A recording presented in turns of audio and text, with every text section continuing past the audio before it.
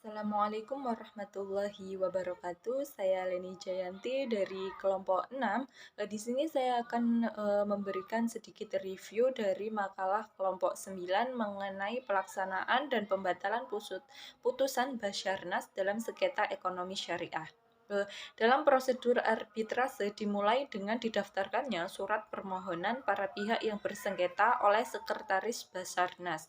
Berkas permohonan tersebut mesti menyantumkan alamat kantor atau alamat tempat tinggal atau kantor dagang yang dinyatakan dengan tegas dalam klausula arbitrase. Berkas permohonan itu berisikan nama lengkap, tempat tinggal atau tempat kedudukan kedua belah pihak atau para pihak. Berkas juga memuat uraian singkat tentang keduduknya sengketa dan juga apa yang dituntut. Pada dasarnya, pengadilan negeri tidak berwenang untuk mengadili sengketa para pihak yang telah terikat dalam perjanjian arbitrase. Pemeriksaan atas sengketa arbitrase harus diselesaikan dalam waktu paling lama 180 hari sejak arbiter atau majelis arbitrase terbentuk. Jika diperlukan, maka jangka waktu itu dapat diperpanjang. Mengenai biaya pemanggilan dan perjalanan saksi atau saksi ahli dibebankan kepada pihak yang meminta. Apabila pemeriksaan sengketa telah selesai, pemeriksaan segera ditutup dan ditetapkan hari sidang untuk mengucapkan putusan arbitrase. Putusan diucapkan dalam waktu paling lama 30 hari setelah pemeriksaan ditutup. Selanjutnya, dalam waktu 14 hari setelah putusan diterima, maka para pihak dapat mengajukan kepada arbiter atau majelis arbitrase untuk melakukan koreksi terhadap kekeliruan administratif atau menambahkan dan mengurangi sesuatu tuntutan putusan.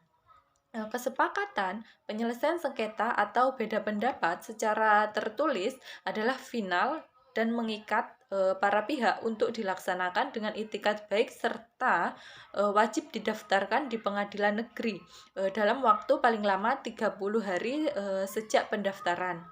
Upaya pembatalan bukanlah merupakan upaya banding terhadap putusan arbitrase.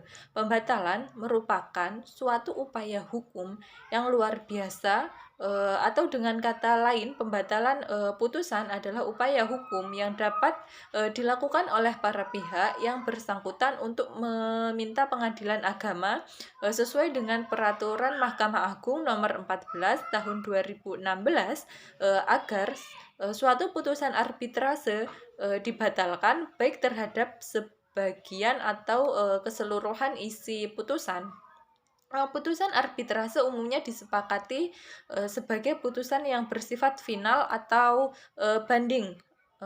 Oleh karena itu, tanpa alasan yang sangat spesifik, pada prinsipnya suatu pembatalan putusan arbitrase tidak mungkin dipenuhi. Jika kita melihat alasan-alasan pembatalan putusan arbitrase tersebut, maka upaya hukum pembatalan merupakan hukum yang memaksa dan tidak dapat dikesampingkan oleh kedua belah pihak. Dalam proses pembatalan putusan arbitrase, pengadilan tidak berwenang untuk memeriksa pokok perkara. Kewenangan pengadilan terbatas hanya pada kewenangan memeriksa keabsahan prosedur pengambilan putusan arbitrase, antara lain proses pemilihan arbiter hingga pemberlakuan hukum yang dipilih oleh para pihak dalam penyelesaian sengketa. Demikianlah yang dapat saya sampaikan, kurang dan lebihnya saya mohon maaf. Saya akhiri, wassalamualaikum warahmatullahi wabarakatuh.